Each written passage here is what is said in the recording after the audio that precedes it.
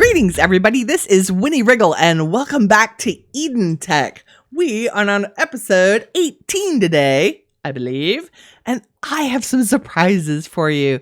Today, we're going to be doing some base improvements. You might notice that the workshop floor is now a beautiful shade of treated wood planks designed by Chisel. You also might notice that there's changes behind me through the doors. We have a new workshop because today we are going for a wireless workshop, which means we are going to be completely redoing all of our workstations and all of our areas for all of our regular machines in preparation for getting automated in our crafting. So let me show you what's changed. We still have our RS here in the main area, but now we have the all new and improved workshop area. I've expanded through the hill to the left and made a second story. And let's give you a peek at the new workshop. I'm very much a fan of this. I've kept the theme of the bricks and the spruce. So you can see our original back entrances here. And I've just brought it out to the right, making sure that I'm kind of keeping the shape interesting for the building and then adding a second story. It still does not interfere with our original Hobbit house base in the front. And I have a little secret stairway up here to the side, a little garden into the upper story entrance. So we have plenty of room to expand if we need to. Now we are going wireless, so I have upgraded our wireless energy crystals to be Wyvern to match the rest of the base. And I believe I've already connected these. Yes. I went ahead and already connected our RS system controller because, of course, I needed access to the RS in order to do some crafting, as well as the wireless RF battery from Extra Utilities because some of our systems depended on it. The wireless crystals upstairs are just connected to our brand new power grid that we worked on last time with our brand new upgraded turbine reactor. And check out our power right now. 9.3 billion RF. That's not too shabby. We're getting some serious power.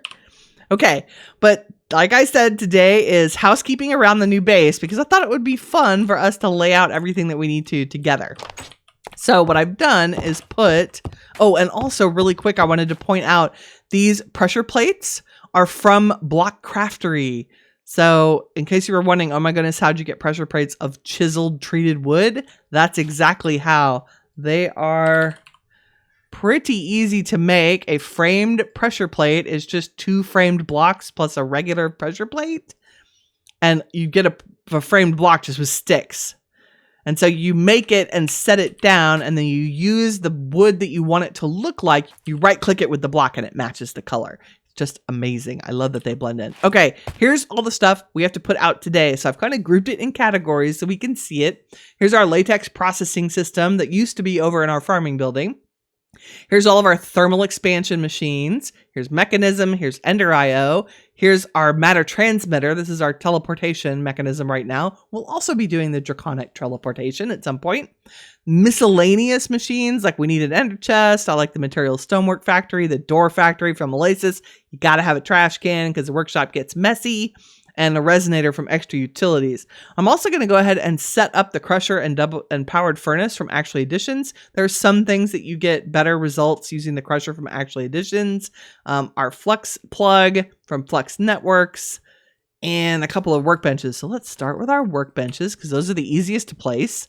And I've put signs up to help me. I kind of thought a little bit about where things were going to go in here because it was easier. So we're going to put our workbenches here. So it's something fun to look at when we first walk into the workshop.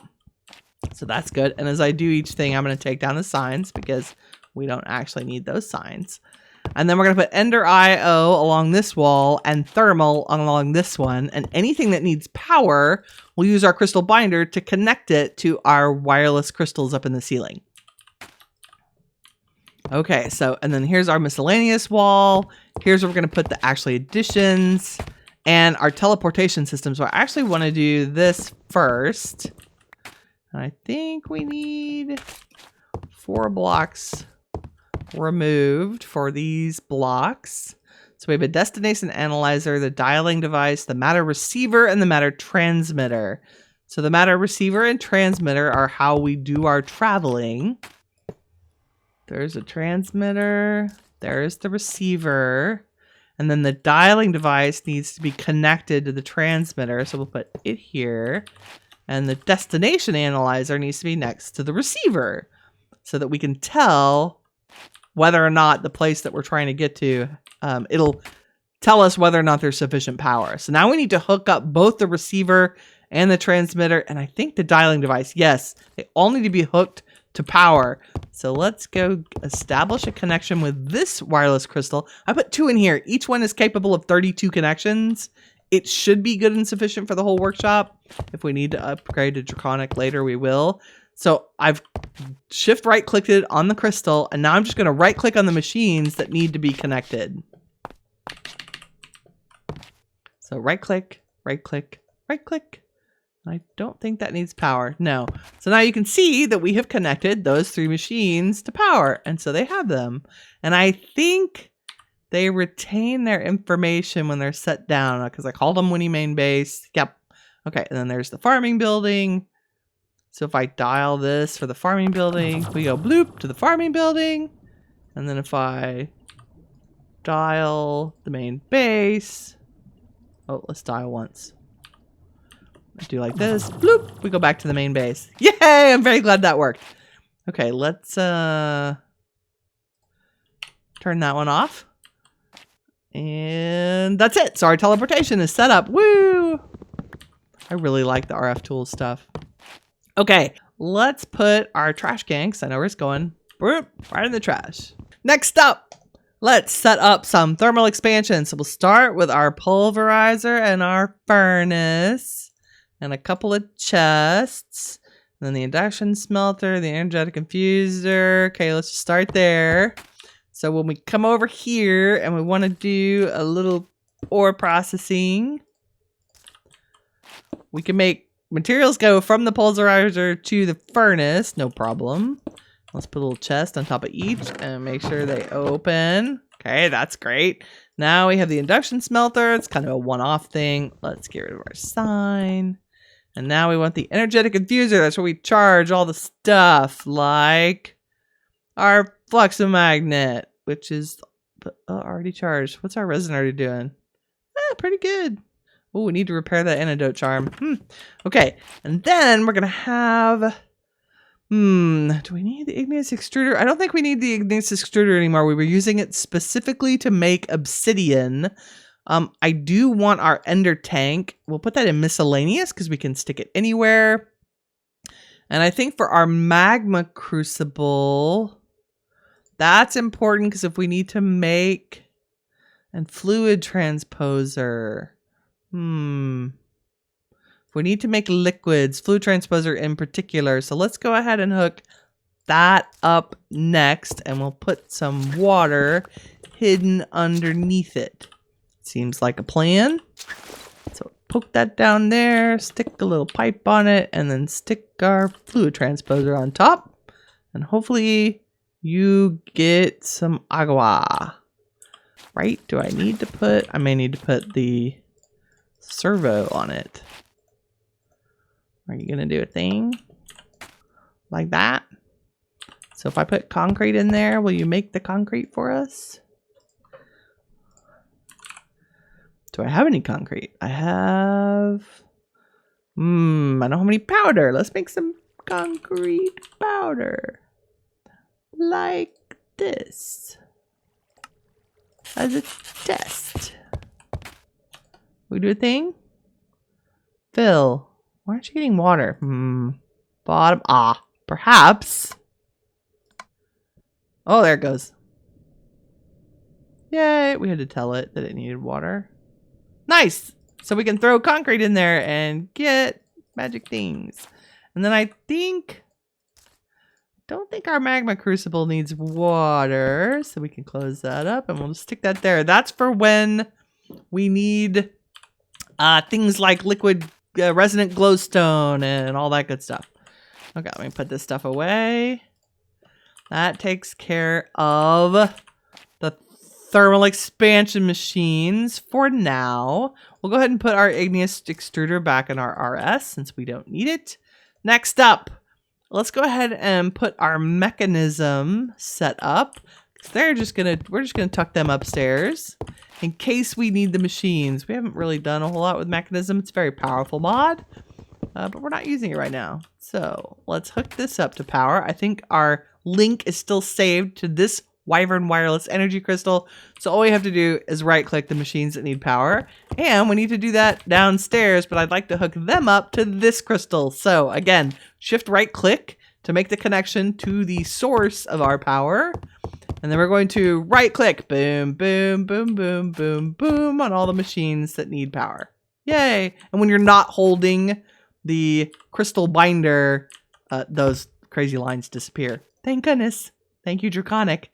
Okay, let's set up our additions. We're not going to use it a lot, but I think it's important to have it. Okay, that's the latex stuff. Where did I think I was going to put this? Oh yeah, under the stairs, because I actually want to use Ender IO conduits to make them talk to each other, including go into some chests. So let's grab a couple chests. Right there. Okay, so we want the ability to run ores through here if we need to. So going from the crusher to the powered furnace. So we want to always go insert and extract. And on this one, get that one. Insert and extract. And if we put a chest up here and a chest up here. Insert. Okay, and we want to do these by channels. So from the chest, let's do green. Channels help you guide materials through the Ender IO conduit. So we want the starting point to be the chest. We want to extract from the chest on green. Well, let's do it like the color coding does. Orange is out and blue is in. So orange out, extract. And then, although this is going to be insert on orange. And then we're going to extract on, let's leave that as green. And so if it has to come out of there, it's going to go on green. Then it's going to be inserted on green. And then this one's extraction. Let's do brown. And this one is insert on brown and not extract. Okay.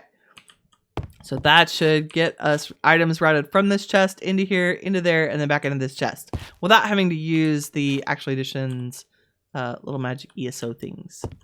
Okay, so we can put this away.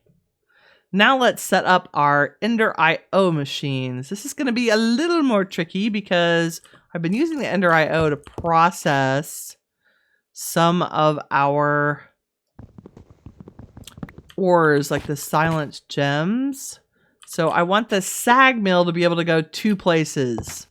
I want the sag mill to go into the alloy smelter if I want it to, but it won't have to. So we might want stuff to just come out of a chest for that one. So that's why we're putting 3 chests here, so we can change the configuration if needed. So we go to configure IO, that should just be nothing. Here we go. And the top should be pull. And this side, let's just start with this is none. And none. And then let's go to this one because, there's stuff in here. This one's always going to be, the right's always going to go outside to a chest. So push, which is good. And then as I need it to change, I can change those configurations. Sweet. Okay, the other Ender IO machines are pretty standalone. Not all of them need power. So we're going to slap down our slice and splice and our painting machine. And I'm putting them so that we can still see out through the window, which is nice. And okay, that's it for the Ender IO stuff. So let's go ahead and hook all that up. So we still have our connection to this wireless source over here. We're just going to right click the 4 machines so that they have power. Yay. Now we have, let's see how many connections. 2, 4, 6, 8, 10, 12. We have 32. So we have 20 remaining on this one and 29 remaining on the other one, which is perfect. Okay, next up, strange miscellaneous things. First, we want the atomic reconstructor. Is there room here for this? Yes. Can I still get up on there with a button? That was my question. I think so. That'll work just fine. So let's hook that puppy up. Perfect. Material stomach. Oh, I forgot the enchanter. Here, we'll stick the enchanter right here. It's not a full block, so that's nice. It does not require power. An ender chest. The door factory, the resonator, our ender tank. So these, I think we're going to stick along here on the miscellaneous wall. There is stonework, material stonework factory, the door factory, and ender chest. Maybe the ender chest should go first. Oop. Doesn't really matter. There we go. And then we want access to lava. Our resonator is probably not going to be used much, so let's stick it down here by the door at this point. And I think our ender tank, we just want access to lava as we need it. Is there an easy place to put this that's not crazy? Like maybe in this corner over here. There we go. Because it's pulling lava from the nether for us. And it'll be very useful. Okay, Flux Network, which should have retained all of its settings. It can just live upstairs. We'll put its happy little self here in the corner. Next to the mechanism things. Next up, our tree fluid extractor latex processing unit for industrial foregoing, because we will probably need more of this. So let's do our setup. We need the sink, the fluid duct, latex processing unit, tree fluid extractor, and some logs to extract from, along with the block placer. This one, I think I was going to set it up here, yeah, in this corner. It shouldn't be too difficult to do. And there should be plenty of room. So if we're going from this, oh, I forget they place backwards. So if I do this, what does that do? Nope, that places it down. Really? You're killing me. So let's face it this way. Yeah, that'll work. And then our block placer, I think they place, no, they place in reverse. Aha. Always with the which way does the block go? Okay, so block placer throws wood down. Our tree fluid extractor does not need power. It's just going to pull latex. And then we're going to take that latex along with some water and put it in here. So we're going to use fluid ducts and a sink. So we're going to say, put some water there, and then put some fluid latex there, and I forgot servos. Whoop. Good news, we have a lot of those. So we just want to turn these on and tell it. You always put the servo on the block that you're pulling from. And we're just going to activate that signal, and it should pull latex, yay! And then same here. We just want you to pull some water, so now our fluid latex processing unit has latex coming in and water, and all it needs is power. So conveniently, oh, nope, see, we got to change our connection to be this wireless energy crystal. You can tell by the green, and give that baby some power. Yay. Okay, so now it's making some tiny dry rubber for us. Very good. What else? Oh, I think that's it. Mission accomplished. It's very exciting that we've got the new workshop all set up with our machines. Everything from actually additions to thermal expansion to Ender IO and Winnie's awkward F5ing. I do like that I left the ceiling open so you can see up into the second story. And there's still plenty of room upstairs. If we build machines from other mods that we need, we can always put them up there. So let's clean up our mess and put all this stuff away back in our RS. Next up, we are going to start with some basic crafting automation for refined storage. To do that, we're going to need to make some special blocks from refined storage. We're going to need to make crafters. So I'm just going to start with basics, and the next episode we'll get into more complicated crafting where we point a crafter at a machine like at the Ender IO alloy smelter and have it craft things like electrical steel and redstone alloy automatically for us. But for right now, let's start with things like, hey, can we get a plank out of a piece of wood? So do we have stuff to make this? No. So we need a bunch of machine casings. Let's do 32, because crafting can get pretty complicated, or 40 because I kept clicking. Woo! Okay, crafters. Let's just start with, let's see how many we can make. 5, 6, 7, 8. 8's great. Okay, so what we're gonna do, and let's grab some cable while we're at it, just in case we need it. We are gonna head over to our power building. Oh, it's snowing! That's beautiful. Let's see what our base looks like in the snow. That's kind of amazing. Oh, let's look at our new building in the snow. Oh, I know it's a little pixely. I might clear the weather in a minute so y'all can see it with its covering of snow. Yeah, it's a little hard to see. Okay, so let's go ahead and while it's snowing, run over to our storage building. So there is a reason that I left most of the first floor completely empty, and it was for exactly this purpose. We are going to create the crafting room down here. And we're going to start probably over in this corner. It's a great place. Doesn't matter where you connect these. They just have to be connected to the refined storage system. So we're just going to make a little array of them. And I'm going to leave the corner blank because that'll make me crazy. And let's just start there. Okay, so what you do, and I probably should have brought a pattern maker down here. Okay, 1 second. I'll be right back. Okay, here's what we're going to do. We're going to pull our cable over here. I'm going to put a crafting grid and a pattern grid underneath it so we can access our storage system in a pattern grid. So first we need to make some patterns. They're very easy. They're glass, redstone, and quartz enriched iron. And let's just make a whole stack of them if we can. Okay, we need a little more quartz enriched iron. It's super easy to make. Let's make a couple stacks of that, because we're gonna need it. And let's make a couple more patterns. 60, 1, 2, 3, 4.